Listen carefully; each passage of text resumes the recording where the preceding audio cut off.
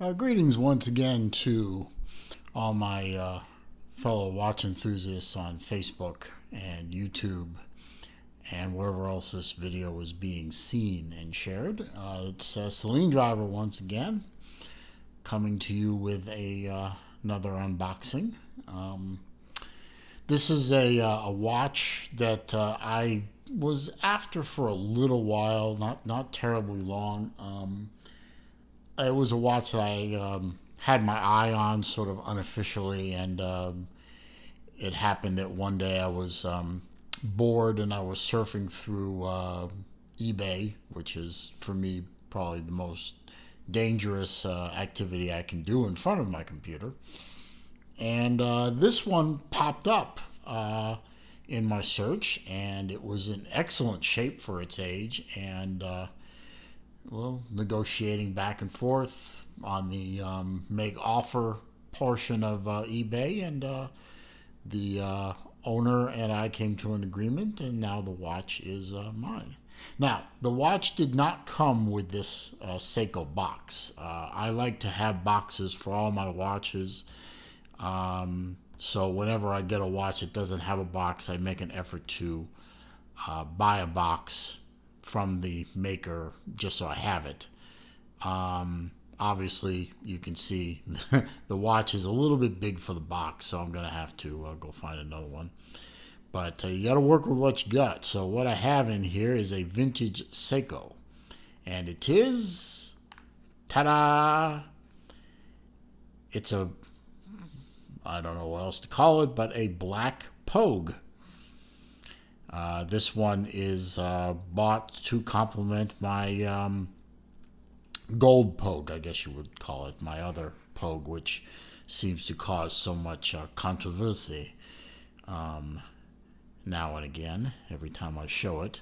So I'm just going to put the box to the side here and talk to you about this gorgeous, I'll get to the strap here in a minute. That's not the strap it came with. But I love the shape of the Pogue. I have my Seiko collection has definitely shifted towards the vintage end of the spectrum. I mean, right now I only own 3 Seikos that are what you would consider modern. I have my Thailand limited edition SKX, the SKX A65. I have my Nemo Turtle, and I have that orange and blue pilot's watch, the SRP 351 K1.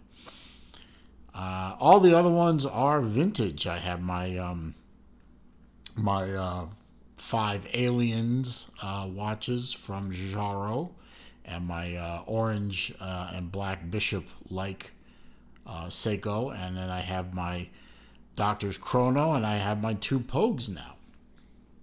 And this watch, as you can see, is in beautiful shape. And considering this watch is from 1972, which makes it, as of making this video, 82, 92, 2002, 2012, 47 years old, if my math is right. And it still works. I mean, it's keeping great time. The chronograph function, as you can see from the second hand there, is working great, and it snaps back beautifully to 0, as you can see. By the way, it does say water 70 meter resist on the face, and that is the hallmark, or one of the hallmarks of an authentic Pogue, as according to a article I used to do my research on these things from Spring Bar, which I will try to remember to link in the description, the article on the Spring Bar website that is an excellent source of information about the different variations of the Pogue and what they did and did not come with, depending on the year. But this one is a Pogue. It has all the right hallmarks. It has the Pepsi bezel. It has the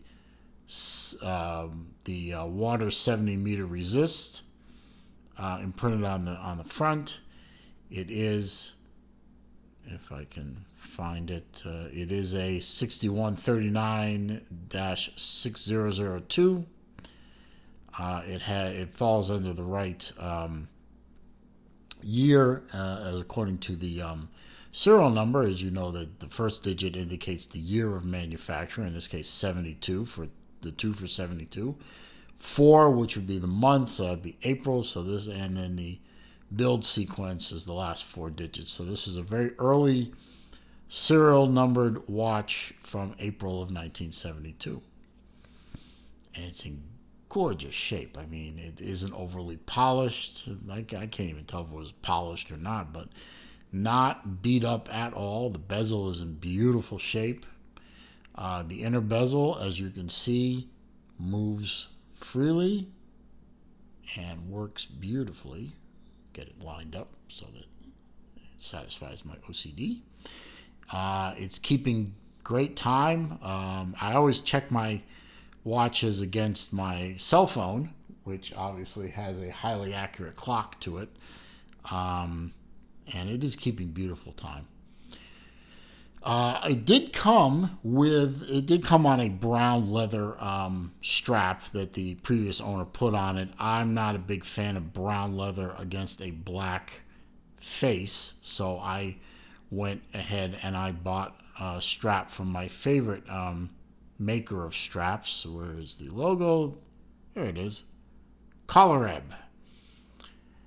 Fine Italian leather strap, and oh, it smells so good. If you know what Italian leather smells like, this smells so. I buy these things.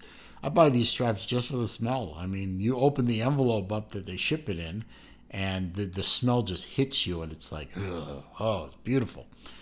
And every time I order one of these and they get shipped from Italy, I get them in 3 days. 3 days. That's Italy to Florida. Yeah, that's UPS. Yeah, UPS. Post office couldn't do that if you held guns to everyone's head. Not that I'm advocating that. Please don't strike my channel down because of that. I do not advocate violence of any kind, but it's an expression. Get over it.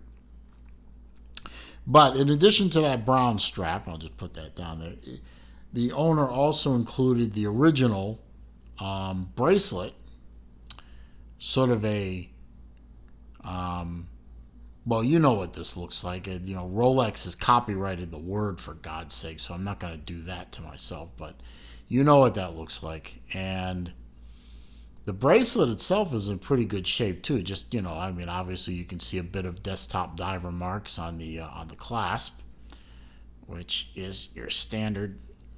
If I can open it, really standard Seiko stamp steel fold over clasp. It did come with the end links, which, as you can see, are not solid links.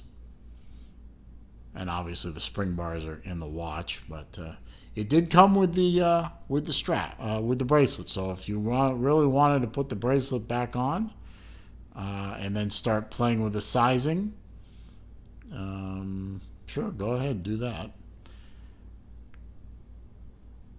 So it's in good shape. Kind of bothers me that the sizing links are way up here by the clasp when they should probably be. Well, no, I guess that's right. Looking at it from a different perspective, I guess. But I've got to wonder why all the sizing links seem to be on one side of the watch. But probably never going to put the watch on that thing. It's probably just going to stay in this little plastic baggie and not be used. So, whatever. So, got my little sheet of statistics for those of you who like to geek out on the stats. It is a 6139-6002 Pogue. In this case, a black Pogue, as opposed to the gold one I have and the silver one that I'm chasing. Hopefully I'm watching an auction as we speak, as I'm making this video, so hopefully I can win that. It is, according to my caliper, 41.25 millimeter diameter. It is a 19 millimeter lug to lug, so I bought my collar ebb as an 18 millimeter. That accounts for the gap.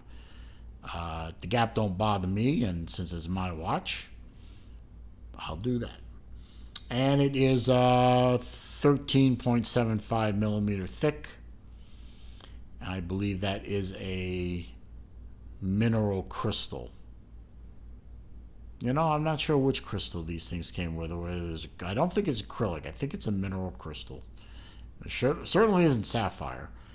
It has a 6139B movement. I confirmed that both by the year of manufacture and the fact that one of the pictures that was on the auction that I won, he had the case back off and a picture of the movement, and it clearly said 6139B. It does have the resist dial.